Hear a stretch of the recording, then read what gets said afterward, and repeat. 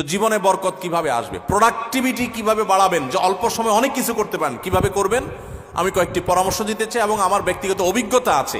আর এই পরামর্শগুলো হাদিসের আলোকে কয়েকটি কাজ করতে পারেন আপনার প্রোডাক্টিভিটি বাড়ানোর জন্য। আলহামদুলিল্লাহ, আমি আমার বাসায় আমার ফ্যামিলির সদস্যদের এটার উপরে উদ্বুদ্ধ করেছি, তারা আমল করে। আপনি কিছুদিন এটা করে দেখেন, দেখবেন আপনার জীবনে কি পরিমাণ বরকত এসেছে। আমার বয়স 21 বছর, সকাল থেকে রাত পর্যন্ত সময়টা কিভাবে প্রোডাক্টিভ ভাবে কাটাবো, আমার টাইম ম্যানেজমেন্ট কেমন হবে, খুব দরকারি একটা প্রশ্ন করেছে। প্রোডাক্টিভিটি আমাদের জীবনে বরকত, এটা অনেক গুরুত্বপূর্ণ একটা ব্যাপার। ইসলামের ইতিহাসে স্বর্ণযুগের অনেক সোনালী মানবরা আছেন, তাদের মাত্র 30, 35, 40 বছরের জীবনে হাজার হাজার পৃষ্ঠার বই রচনা করেছেন, গবেষণামূলক বই। আজকালকার মতো কপি পেস্ট মার্কা বই না, যে গুগল থেকে নকল করে কপি পেস্ট করে বই লিখে ফেলছে, জি না। তখন গুগল আর নেট ছিল না, লাইব্রেরি থেকে পড়াশোনা করে নিজেরা গবেষণামূলক গ্রন্থ লিখেছেন। 10 ভলিউম, 20 ভলিউম, 30 ভলিউমের এক একটা বই এক একটা আলমারি হয়ে যাবে। 30-40 বছর বয়সে এত বড় বড় বই লিখে ফেলেছেন। আর আমরা অনেকে আছি 30-40 বছর বয়সে ওই বইগুলো পড়েও শেষ করতে পারবো না। তাদের জীবনে অনেক বরকত ছিল, অল্প সময় অনেক কাজ করতে পারতেন। আমাদের জীবনে বরকত নাই, একেবারে বরকত নাই। দেখতে দেখতে জীবন পার হয়ে যায়, দিন পার হয়ে যায়, কিছু করা হয় না। তো জীবনে বরকত কিভাবে আসবে, প্রোডাক্টিভিটি কিভাবে বাড়াবেন, যে অল্প সময় অনেক কিছু করতে পারেন, কিভাবে করবেন আমি কয়েকটি পরামর্শ দিতে চাই এবং আমার ব্যক্তিগত অভিজ্ঞতা আছে। আর এই পরামর্শগুলো হাদিসের আলোকে কয়েকটি কাজ করতে পারেন আপনার প্রোডাক্টিভিটি বাড়ানোর জন্য। নাম্বার 1, খুব গুরুত্বের সাথে লক্ষ্য করবেন, রাতে দেরিতে ঘুমাবেন না। যারা রাতে দেরিতে ঘুমায় এদের জীবনে বরকত নষ্ট হয়ে যায়, এদের জীবনে প্রোডাক্টিভিটি থাকে না।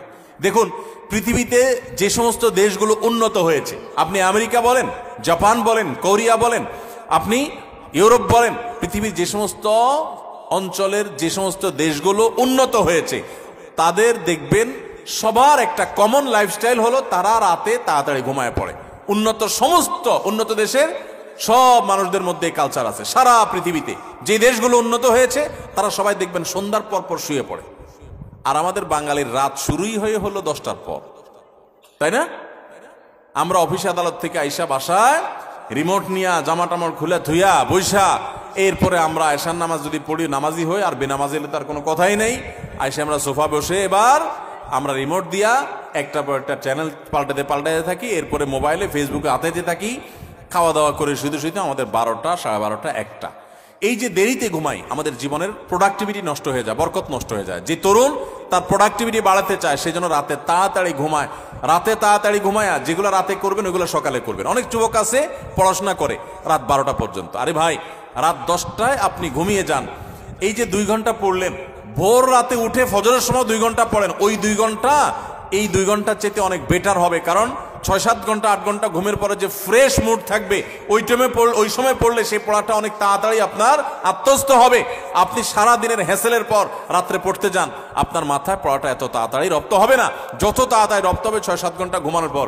আমি একটা কথা সবসময় বলি, এই যে হেফজুখানার ছাত্রদেরকে আমরা পুরস্কার দিলাম আজকে, সারা বাংলাদেশের সমস্ত হেফজুখানার ছাত্রগুলো এক একটা মিরাকল, এক একটা অলৌকিক। কারণ এই যে অলৌকিকত্ব, এক একটা অলৌকিক বিষয় এদের মধ্যে রয়েছে, সেটা হলো যে এরা সবাই ছোট ছোট বাচ্চা মানুষ। 30 পারা কোরআন হেফজ করে ফেলে মাত্র 2 বছরে, 1 বছরে, 6 মাসে, বিভিন্ন সময়। কিভাবে সম্ভব? 30 পারা কোরআন, এত বড় কোরআন পুরাটার হেফজ করে ফেলে, মুখস্থ করে ফেলে, কিভাবে সম্ভব? যে কয়েকটা সিক্রেট আছে, এই সিক্রেটস গুলোর মধ্যে একটা সিক্রেট হলো, একটা রহস্য হলো যে হেফজুখানায় 100% ছেলেরা রাতে তাড়াতাড়ি ঘুমায়।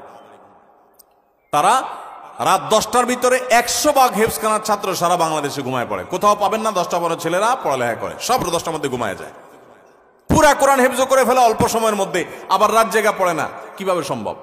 কারণ তারা ওই যে আবার ভোরে উঠে যায়, ভোরে উঠে পড়ে। ওই ভোরের সময়টা রাতের 4 ঘন্টা, আর তখন 1 ঘন্টার সময়।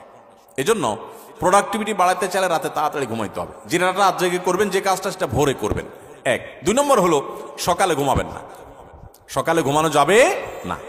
সকালের ঘুম মানুষের জীবনের বরকত নষ্ট করে দেয়। আমাদের নবী সাল্লাল্লাহু আলাইহি ওয়াসাল্লাম দোয়া করেছেন, আল্লাহুম্মা বারিক লি উম্মতি ফি বুকুরিহা।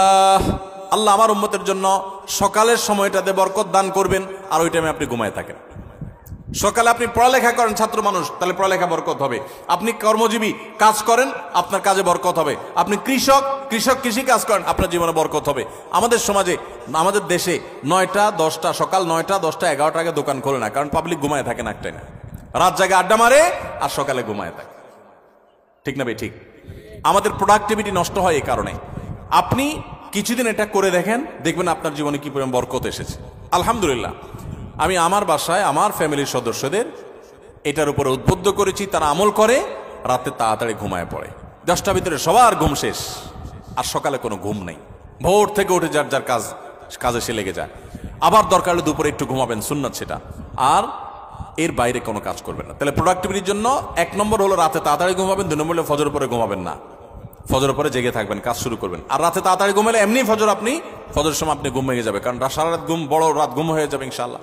3 নম্বর এবং সর্বশেষ প্রোডাক্টিভিটির জন্য যেটা বলতে চাই তা হলো এই মোবাইল এবং বিভিন্ন রকমের ডিভাইসের নেশা বন্ধ করতে হবে, তা না হলে প্রোডাক্টিভিটি কখনো বাড়বে না। মনে রাখবেন, মোবাইলের নেশায় বুধ হয়ে থাকে আর জীবনে বড় কিছু করতে পারছে মানে একটা মানুষ পৃথিবীতে আপনি খুঁজে দেখাতে পারবেন না, একটা মানুষও না। মোবাইলের নেশায় সারাদিন ভূতের মতো মোবাইল টিপে আর আঙুল দিয়ে স্ক্রল করে একটু পর পর, এই মানুষগুলো জীবনে বড় কিছু করতে পারে না যদি এই অভ্যাস না ছাড়ে। এই অভ্যাস যেদিন ছাড়ে সেদিন তৌফিক হতে পারে। একসাথে মোবাইলের নেশাও আছে, আবার বড় কিছু করতে পেরেছে, এটা হয় না। অনেককে আমরা ওয়াজ শোনার নাম দিয়ে শয়তান আমাদেরকে মোবাইলের ভিতরে লাগিয়ে দিস। আরে প্রোডাক্টিভিটির জন্য এই কাজগুলো করবেন। আল্লাহ আমাদেরকে তৌফিক দান করুন।